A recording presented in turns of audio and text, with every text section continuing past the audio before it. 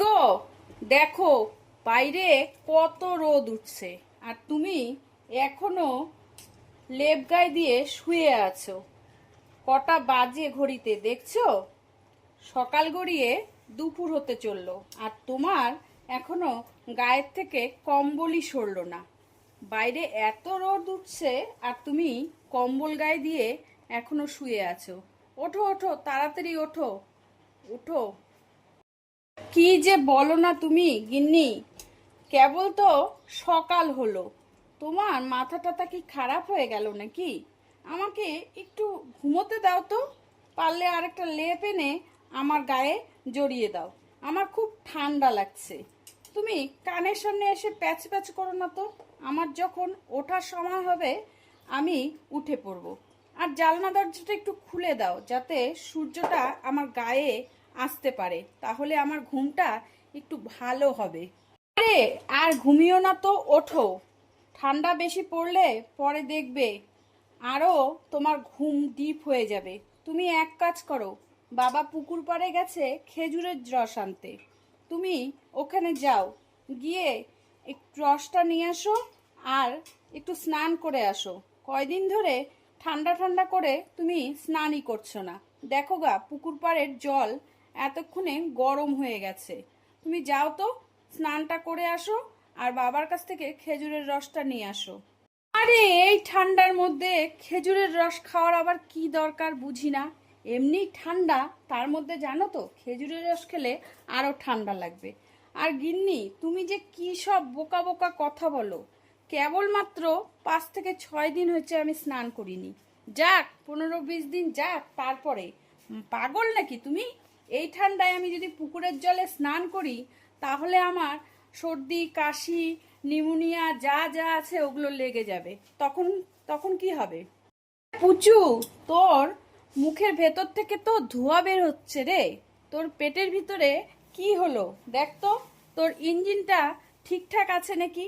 আমার তো মনে হয় তোর ইঞ্জিনটা গরম হয়ে গেছে, ওই জন্যই তোর ইঞ্জিনটা গরম হয়ে মুখ দিয়ে ধোঁয়া বের হচ্ছে।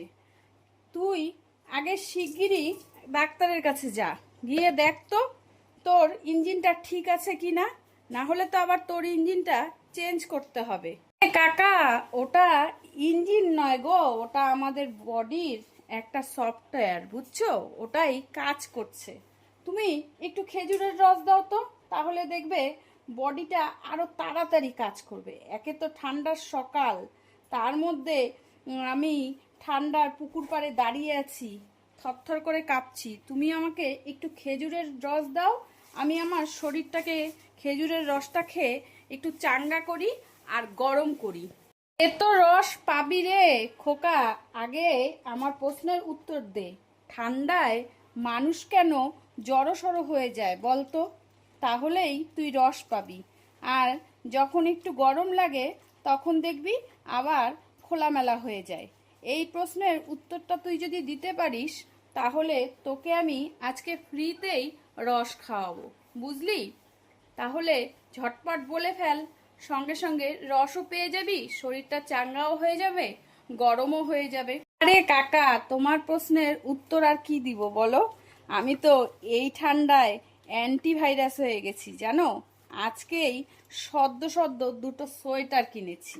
তো যাই হোক, আমি তোমার প্রশ্নের উত্তর ঠিকঠাক মতন দিতে না পারলেও তোমার চিন্তা নেই, আমি তোমার কাছ থেকে টাকা দিয়েই রসটা কিনবো, কারণ ওটা তোমার ব্যবসা। আর আমি টাকা না দিলে তুমি কি ফ্রিতে ব্যবসা করবে? সেরকম তো আমি তোমার সাথে রস খাবো না তোমার কাছ থেকে ফ্রিতে। ওরে বাবা রে, আজকে এত ঠান্ডা পড়েছে, মনে হচ্ছে আগুনের পাশে বসে সারাটা দিন আগুন তাপাই। আর এই ঠান্ডার মধ্যে নাকি আমার বউ আমাকে পুকুরে স্নান করতে পাঠালো। বলো তো কাকা, এই ঠান্ডার মধ্যে পুকুরে স্নান করে কি আমি নিউমোনিয়া আনবো নাকি? মাত্র 5-6 দিন স্নান করিনি, তাই আমার বউ বলছে আমার নাকি গা দিয়ে গন্ধ বেরোচ্ছে। কি যে বলে না, বলিস হাবুল, তোরও যে এত ঠান্ডা কোথার থেকে আসে বুঝি না। তুই 5-6 দিন ধরে স্নান করিস না আর তুই বলছিস মাত্র। এসব কথা তুই যে কি বলিস, স্নান না করলে আবার ভালো নাকি নাকি শরীর? আর তোর ছেলে পুচু, ওর রস খাওয়া হয়ে গেল রে। আমি তাহলে এখন যাই, কেমন? তুই ঝটপট স্নানটা করে নে, দেখবি শরীরটা আরো চাঙ্গা লাগবে। কাকা, রসটা খেয়ে শরীরটা তো চাঙ্গা হয়ে গেল গো, আর মাইন্ডটাও পুরো ফ্রেশ হয়ে গেল। আমার যে সোয়েটারগুলো কিনছি, মনে হয় না আর এই মুহূর্তে সোয়েটার পরতে লাগবে। তোমার রস খেয়ে আমার শরীর পুরো গরম হয়ে গেল। ভাবছি এখন থেকে প্রত্যেক দিনই 1 গ্লাস করে খেজুরের রস খাবো, আর সোয়েটার পরতে হবে না তাহলে, তাই না কাকা? তাহলে আমার কথাটা তোমার ঠিক মনে হলো? হ্যাঁ কাকা, পুচকু ঠিক বলেছে। সকাল সকাল যদি খেজুরের রস খাওয়া যায় তাহলে আমাদের সকালটা কিন্তু সত্যি ফ্রেশ হয়ে যায়, আর মনটাও তরতাজা হয়ে যায়। এখন থেকে তুমি রোজ এসে আমাদেরকে খেজুরের রস খাওয়াবে, কেমন কাকা? তাহলে আমাদের শরীর ও গরম হয়ে যাবে, মনটাও পুরো ফ্রেশ হয়ে যাবে, চাঙ্গা হয়ে যাবে। আর তোমার খেজুরের রস নিয়ে তো কোনো কথাই হবে না কাকা।